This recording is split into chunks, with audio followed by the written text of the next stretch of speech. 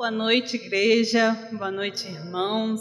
É um prazer estar aqui nesse momento para estarmos compartilhando um pouco da palavra de Deus, daquilo que o Senhor tem colocado nos nossos corações. Mais ou menos um mês, o pastor Eduardo, meu cunhado, me convidou para estar falando aqui, sobre o tema Sua Família Também é um Campo Missionário, E quando eu recebi esse convite, esse tema me fez visitar a minha vida, a minha história, pensar o que Deus fez e o que Deus tem feito, Porque, como já foi dito, eu, no começo da minha conversão, entendi receber um chamado missionário da parte do Senhor, e o Senhor cumpriu isso, E eu fui ainda muito jovem, solteira, para o campo missionário. Fui com 17 anos para o meu primeiro treinamento missionário, e com 18 anos eu estava indo para o Peru, solteira. E lá conheci o Ronaldo, depois de um ano, que hoje é pastor, e decidimos, por causa da mesma visão, das afinidades, que nós tínhamos. Ele olhou para mim, eu olhei para ele, e a gente entendeu que éramos para ter essa caminhada junto e constituímos uma família. Temos 2 filhos, Ismael e Isaac, hoje são 2 rapazes já, E é um desafio muito grande estar aqui, para falar da família, principalmente quando a gente tem a família presente num ambiente em que pode ou não dar veracidade àquilo que você fala, ao seu testemunho de vida, porque hoje o tema nos propõe isso, o testemunho de vida, a vivência em família. Eu gostaria de ler com os irmãos, primeiramente no livro de Marcos, no capítulo 5,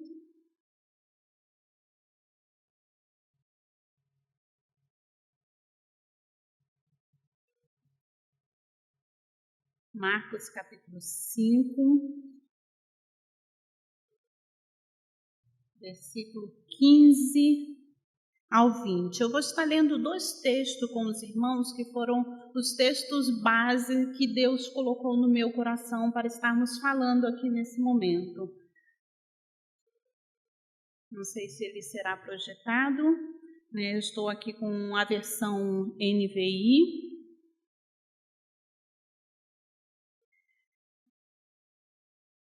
Vamos lá. Vamos ler todos, Quando se aproximaram de Jesus, viram ali um homem que fora possesso da legião de demônios, assentado, vestido e em perfeito juízo, e ficaram com medo. Os que estavam presentes contaram ao povo o que acontecera ao endemoniado e falaram também sobre os porcos. Então o povo começou a suplicar a Jesus que saísse do território deles.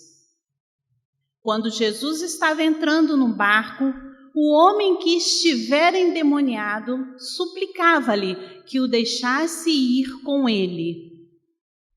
Jesus não permitiu, mas disse: vá para casa, para a sua família, e anuncia-lhe o quanto o Senhor fez por você e como teve misericórdia de você.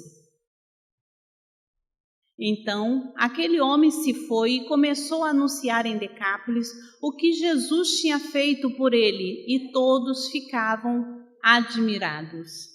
É uma passagem muito conhecida, por todos nós. Até o 20. Depois nós gostaríamos de ler também em Deuteronômio, no capítulo 6.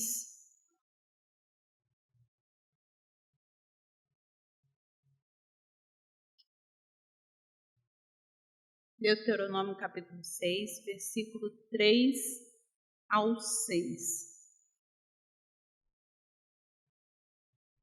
Ouça e obedeça, ó Israel. Assim tudo lhe irá bem, e você será muito numeroso numa terra onde há leite e mel com fartura, como lhe prometeu o Senhor, o Deus dos seus antepassados. Ouça, ó Israel, o Senhor, o nosso Deus, é o único Deus. Ame o Senhor, o seu Deus, de todo o seu coração, de toda a sua alma e de todas as suas forças. Que todas estas palavras que hoje lhe ordeno estejam em seu coração. Ensine-as com persistência aos seus filhos. Converse sobre elas quando estiver sentado em casa, quando estiver andando pelo caminho, quando se deitar e quando se levantar.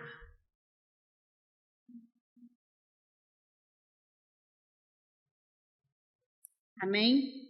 Bom, então assim, estamos hoje comemorando o mês da família, o Dia Internacional da Família, né? Hoje eu vi nas redes sociais muitas famílias postando as fotos de suas famílias, né? Exibindo o dom, o presente que Deus lhes deu. E isso é muito bom, isso é muito bonito, né?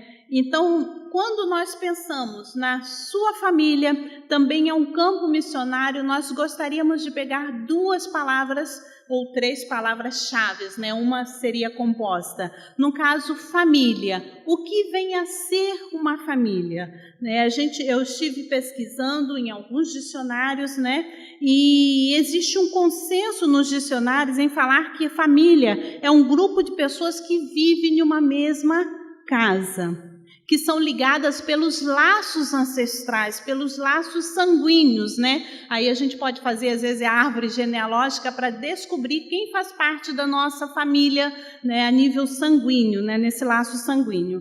Sendo assim, temos as famílias por laços sanguíneos, que são constituídos por pai, mãe, filho, filhas, que também é chamada da família nuclear, aquela menor parte da família. Tá? E também temos a macrofamília, a família macro, que é constituída pelos tios, pelos avós, e aí engloba todas as pessoas, né, cunhados, né, que a gente considera também da família, e vai entrando todas as pessoas nessa macrofamília.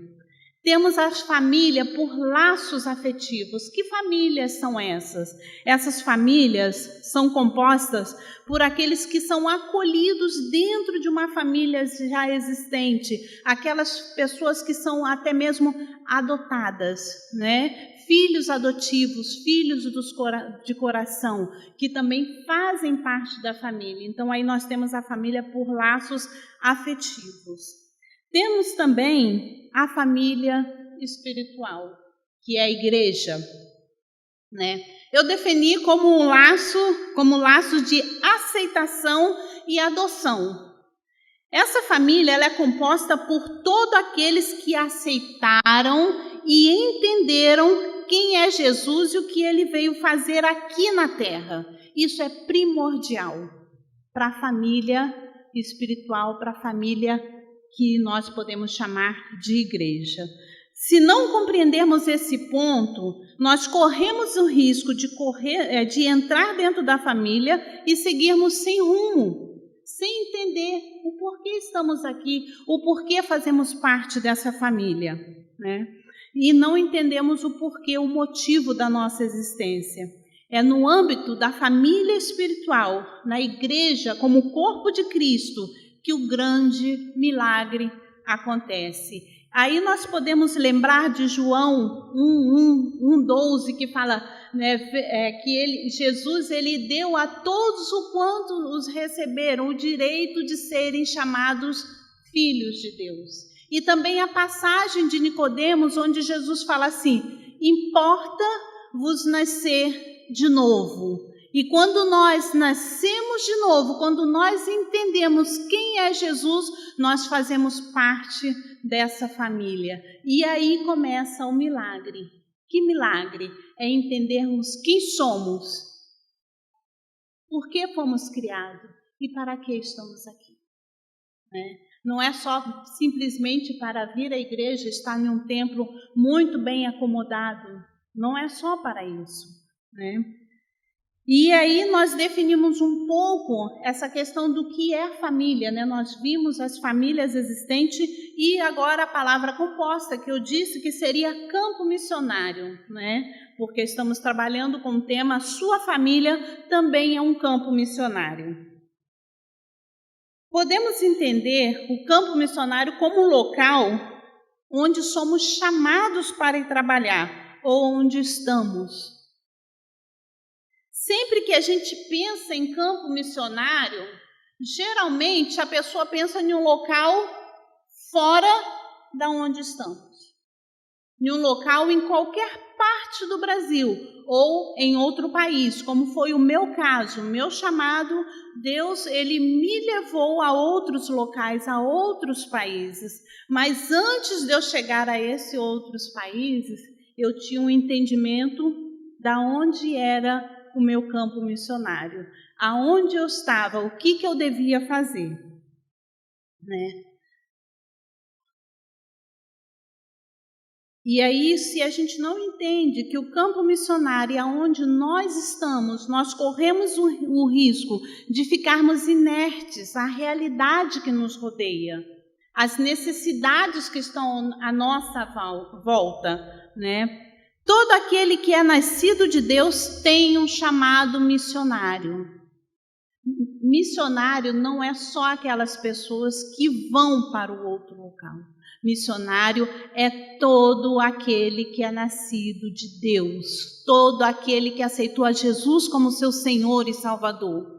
Você é um missionário aonde você estiver. Você foi enviado por Cristo para falar da sua grandeza, falar da transformação, do poder que Ele tem de transformar a sua vida, né? Segundo Mateus 13:38, fala assim que o campo é o mundo. Ou seja, aonde você estiver, aí é o seu campo missionário. Você está na universidade, a universidade é seu campo missionário. Você está no trabalho, o teu trabalho é um campo missionário. Você está na sua casa, a sua casa é o seu campo missionário, né? E tem uma frase de Dick Hills, que foi o fundador da CEPAL, né, da missão CEPAL aqui no Brasil, que ele fala assim: cada coração com Cristo é um missionário. E cada coração sem Cristo é um campo missionário. Cada coração com Cristo é um missionário. E cada coração sem Cristo é um campo missionário.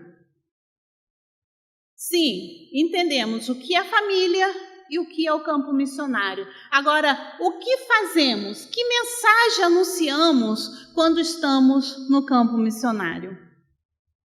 Como já falamos, o ponto crucial da vida cristã é entender quem é Jesus e o que ele veio fazer aqui na terra. Isso é indispensável para nós. Essa é a base para a caminhada saudável. Em João 3,16, eu creio que toda a igreja sabe de cor, né? Um texto clássico. Podemos falar todos juntos, sem ler? Podemos? Vamos lá? Vou contar até 3. Não vou começar sozinha, não. 1, 2, 3. Porque...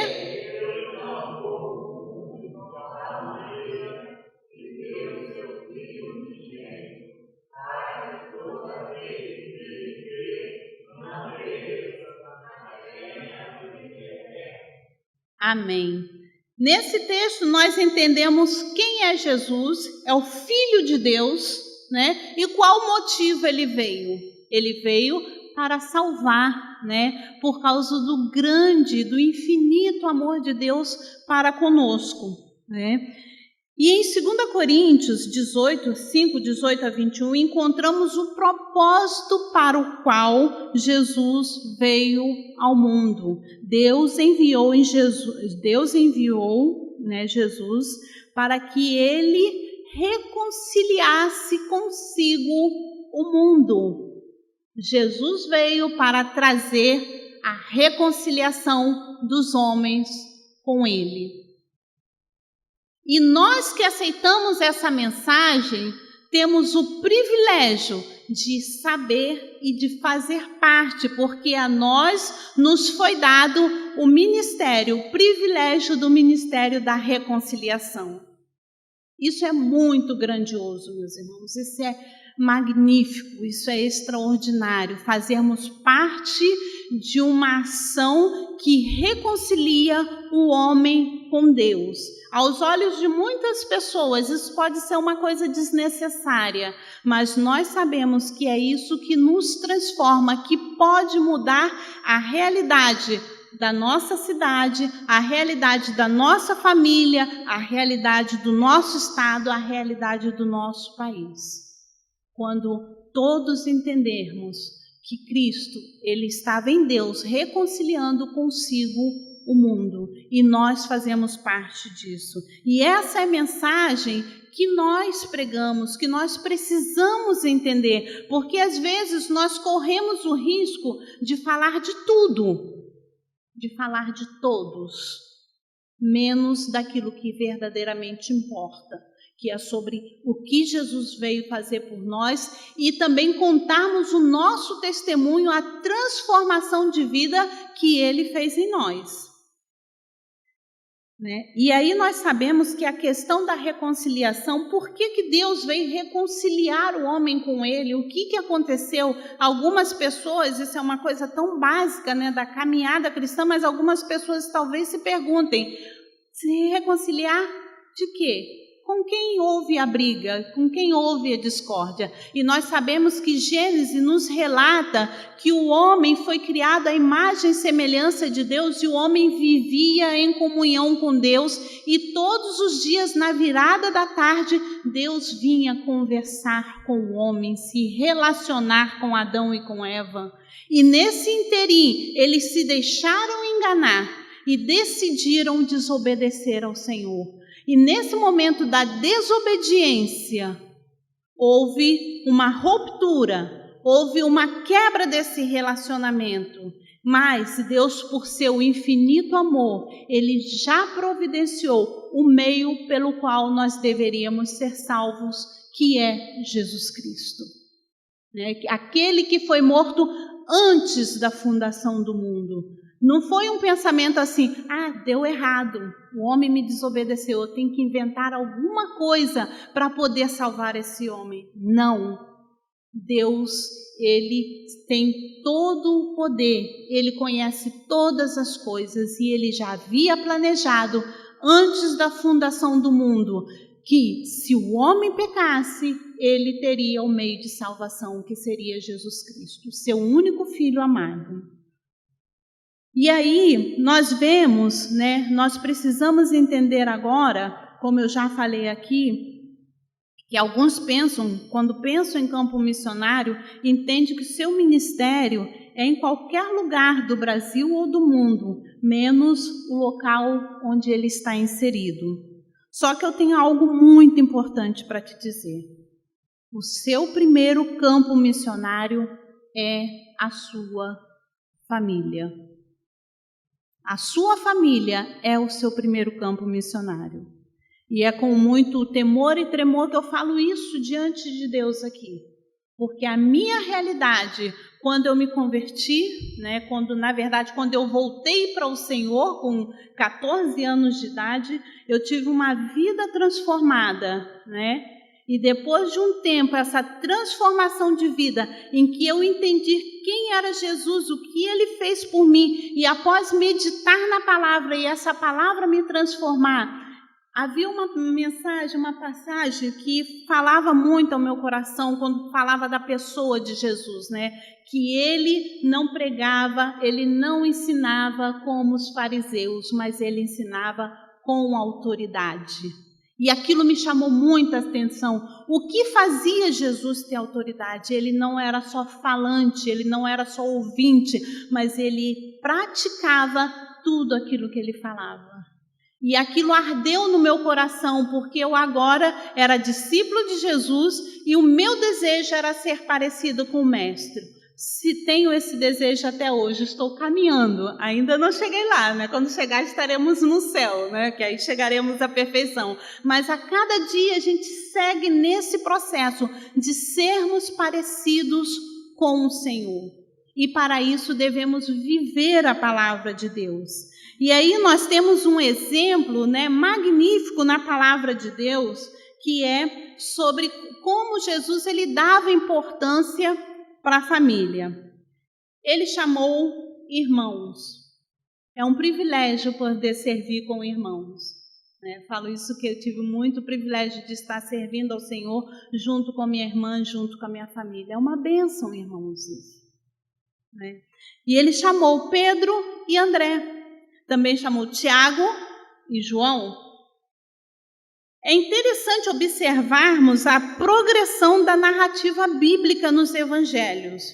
Cada autor escreve sobre o chamado desses homens e, à medida que lemos, detalhes são acrescidos a esses textos. Em Mateus e Marcos, vemos o resumo: Jesus os chamou. Em Lucas, temos os detalhes do chamado de Pedro no relato da pesca maravilhosa. E dos demais que seguiam. E em João temos um relato minucioso de como Pedro ouviu falar de Jesus. Podemos ler? Temos esse texto reservado? João 1, 35 ao 42.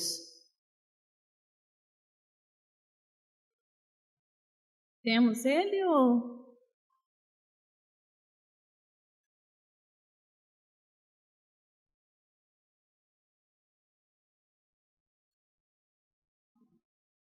No dia seguinte, João estava ali novamente com 2 dos seus discípulos. Quando viu Jesus passando, disse: "Vejam, é o Cordeiro de Deus." Ouvindo dizer isso, os 2 discípulos seguiram Jesus. Voltando-se e vendo Jesus que os 2 o seguiram, perguntou-lhes: "O que vocês querem?" E eles disseram: "Rabi", que significa mestre, onde estás hospedado?" Respondeu ele: "Venham e verão." Então foram por volta das 4 horas da tarde, viram onde eles estavam hospedados e passaram com ele aquele dia. André, irmão de Simão, era um dos 2 que tinham ouvido o que João dissera e que haviam seguido Jesus. O primeiro que ele encontrou foi Simão, seu irmão, e lhe disse: "Achamos o Messias, isto é, o Cristo." E o levou a Jesus. Jesus olhou para ele e disse: "Você é Simão, filho de João, será chamado Cefas", que traduzido é Pedro. Quem levou Pedro a conhecer Jesus, segundo o relato de João? O seu irmão, André. Ou seja, André, quando ouviu João Batista falar, apontar que, olha, este é o Cordeiro de Deus, é Jesus Cristo, aquele que deveria vir, né, que veio para salvar o mundo, ele entendeu a mensagem, quem era Jesus, seguiu a Jesus e prontamente ele testemunhou para o seu irmão, para a sua família, que eles tinham achado Jesus e falou para o seu irmão: "Vamos." E Pedro seguiu. E nós sabemos que se observarmos direito, depois a gente nem vê mais o nome de André direito. O nome que mais se ressalta na Bíblia é o nome de Pedro. Conhecemos Pedro, bem as histórias sobre Pedro. Mas quem levou Pedro a conhecer Jesus foi o seu irmão. O que falar sobre aquele homem que nós lemos na passagem também de Marcos, né? Que foi liberto por Jesus, que vivia endemoniado. no meio do sepulcro, que não podia ser acorrentado, pois ele quebrava as cadeias. Gente, eu não sei se vocês conseguem imaginar a situação deplorável que esse homem se encontrava no meio dos sepulcros, no cemitério, abandonado, rejeitado pela família. Não só pela família, mas por toda a cidade. Era um homem terrível, que dava medo. E o que aconteceu? Esse homem teve um encontro com Jesus. A cidade, apavorada diante do grande milagre, não queria que Jesus ficasse lá, mesmo diante de tamanha libertação. O povo não aceitou a presença de Jesus. Jesus insistiu em ficar naquela cidade? Não. Ele saiu porque houve rejeição. O Senhor Jesus, ele só entra no local, na vida que lhe é permitido. Quando nós aceitamos, quando nós permitimos, ele entra na nossa vida e transforma. Quando não há permissão, ele não viola ninguém. Ele não é ladrão, ele não entra pela janela, ele entra pela porta. Então precisamos aceitar e pedir que Jesus entre. E aquela cidade não aceitou a presença de Jesus, mesmo diante de um tamanho milagre, que foi a transformação daquele endemoniado, daquele homem que estava possesso. A cidade estava apavorada, e aquele homem, agora restaurado, pediu a Jesus que o deixasse seguir. Imagine. Eu creio, eu penso que aquele homem não tinha nenhum relacionamento social com sua cidade ou com sua família, já vivia fora mesmo, então para ele continuar fora da família, tranquilo. Não existia esse laço por causa da situação que ele vivia. Mas Jesus, por amor àquela cidade, mesmo a cidade o rejeitando, Jesus falou para ele. Jesus não o permitiu, mas disse: vá para a tua casa, para a sua família e anuncia-lhes o quanto o Senhor fez por você e como teve misericórdia de você. E aquele homem voltou para a sua casa, voltou para a sua cidade e fez aquilo que Jesus lhe mandou. Aquele homem foi um missionário na sua família. Ele entendeu que o seu campo missionário era a sua família. Talvez, nesse momento, você possa estar pensando assim: irmã, você não conhece a minha família. A minha família é um caos, problemática. Só Jesus na causa, né? A frase que a gente sempre fala, né? Mas eu, crendo naquilo que o Senhor fez na minha vida e lendo esses testemunhos na palavra de Deus, eu quero te dizer para você se acalmar.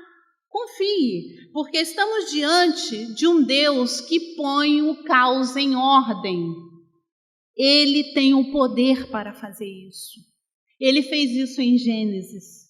Quando o mundo estava desordenado, ele pôs tudo em ordem pelo poder da sua palavra. E ele tem o poder de fazer isso também na nossa família. É preciso que nós entendamos, creiamos e façamos aquilo que é necessário para que o evangelho seja anunciado no meio da nossa família, né? Ele colocou em ordem a vida daquele endemoniado, daquele homem que foi restaurado, e aquele homem foi testemunha. E aí, quando a gente pensa em como ensinar para os meus familiares, o que eu vou ensinar? E aí nós temos o exemplo bíblico com relação a isso, né? Paulo, ele quando ia pregar, ele contava o quê? O seu testemunho, o encontro que ele teve com Cristo e quem era Jesus. Como já falei, às vezes nós falamos de tudo, de todos. De igreja A, de igreja B, de igreja C, de falha de não sei quem, de falha de não sei o que lá. E esquecemos e deixamos de falar daquilo que realmente importa. Que Jesus, ele veio ao mundo para nos restaurar, para nos perdoar. E se nós o aceitarmos, nós seremos salvos, nós teremos paz com Deus, nós seremos justificados, né? E a grande questão, né? Eu lembro-me quando me converti, eu queria muito assim ensinar para as crianças na EBD, né? Então eu orava, eu falava assim: Deus, ajuda, abençoa para que as professoras, as pessoas responsáveis do Ministério Infantil possam me convidar para que eu também vá ensinar para as crianças. E assim aconteceu, eu fui chamada, e que experiência maravilhosa, como eu aprendi ensinando para aquelas crianças. E não só para aquelas crianças, o meu ministério missionário, né, em todos os locais onde eu passei, ele começavam com as crianças, né? A gente chegava, era aquele monte de criança ali reunida, e nós tínhamos o privilégio de falar de Jesus para aquelas crianças, e muitas crianças entendiam a palavra de Deus e aceitavam ao Senhor Jesus. E hoje eu tenho um contato com uma jovem senhora hoje já é jovem senhora no Peru, e que ela foi resultado desse trabalho, hoje firme com o Senhor, né? Com sua família constituída, com filhas agora. E aí você vê como Deus é bom em fazer que o seu fruto, ele permaneça, né? Mas só que nessa caminhada missionária que eu trabalhei com as crianças, o meu maior desafio foi quando eu tive os meus filhos. Que aí eu pensei, o que fazer? Porque você trabalhar com as crianças da igreja é uma coisa. Você ensinar para as crianças da igreja é uma coisa. E eu pensava: Senhor, tenha misericórdia de mim. Eu temia e tremia diante dessa responsabilidade. Porque eu estava ali com 2 crianças e eu não podia ser extremamente zelosa pelo meu ministério, que estava lá fora com várias outras crianças, e perder aqueles que Deus tinha confiado a mim 24 horas. O mais velho hoje tem 28 anos. E nessa caminhada de ensinar e como ensinar, eu fui aprendendo. Por quê? Aqui no culto nós temos uma liturgia. Como fazer, o que falar, como falar. Irmãos, me desculpe se alguns não concordarem comigo, mas é muito fácil, é muito confortável sermos crentes na igreja.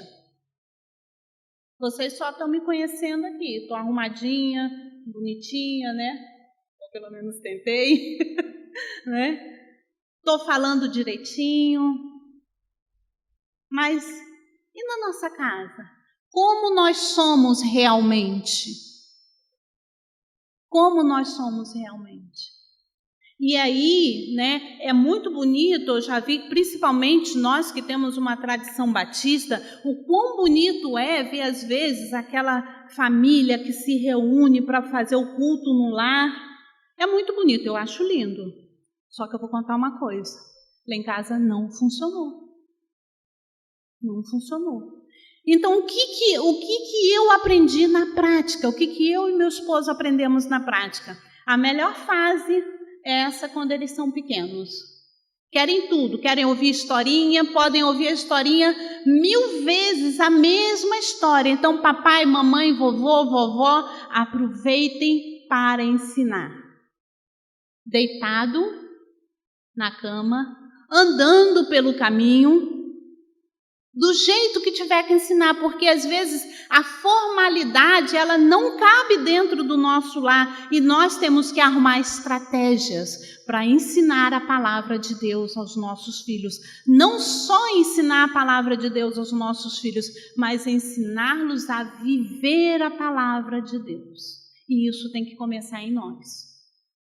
Tem que começar em nós, porque os nossos filhos, eles estão olhando para nós. Eles estão vendo o nosso exemplo. Então, assim, nesse âmbito do ensinar, o que ensinar e como ensinar, nós entendemos que a igreja, a nossa casa, ela não pode ser uma extensão da igreja. Em que sentido? No sentido que eu vou tentar levar para casa toda a liturgia de um culto, a maneira de orar, as palavras que são faladas. Não! Eu tenho que ser da maneira que eu sou no meu lar. Ter palavras simples para que sejam compreendidas.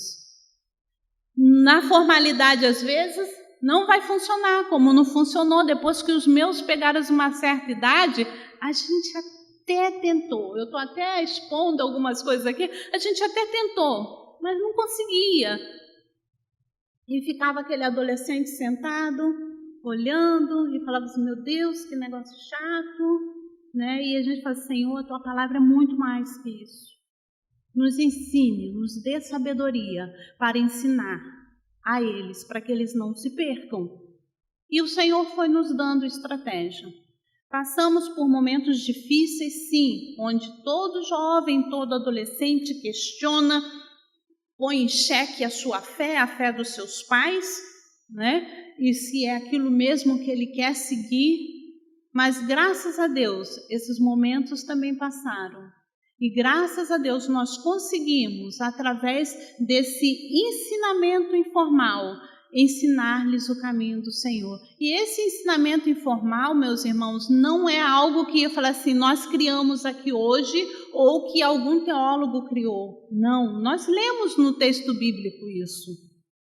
Em Deuteronômio 6:7, ensine-as a palavra aos teus filhos, né? Ensine-as com persistência aos seus filhos. Converse sobre elas quando estiver sentado em casa, quando estiver andando pelo caminho, e quando se deitar e quando se levantar. Ou seja, em todas as formas você procure maneiras para poder ensinar os princípios, os valores bíblicos para o seu filho, valores que vão perdurar para a vida inteira. E quando ele for jovem, for grande, ele não se desviará dos caminhos do Senhor. Né? Essa é a palavra do Senhor, essa é a Bíblia que nos foi deixada para nos servir como guia, como orientação. Então, se nós queremos ser bem-sucedidos, vamos nos dedicar à leitura, para que possamos aprender como levar a nossa família, os nossos filhos a Cristo. Nós sabemos, né, que hoje em dia o mundo está tão veloz nas comunicações, os jovens estão tão conectados, e o que nós podemos fazer diante disso tudo para também trazê-los, atraí-los a Cristo? Então são questões que nós devemos estar orando e pedindo sabedoria ao Senhor, né?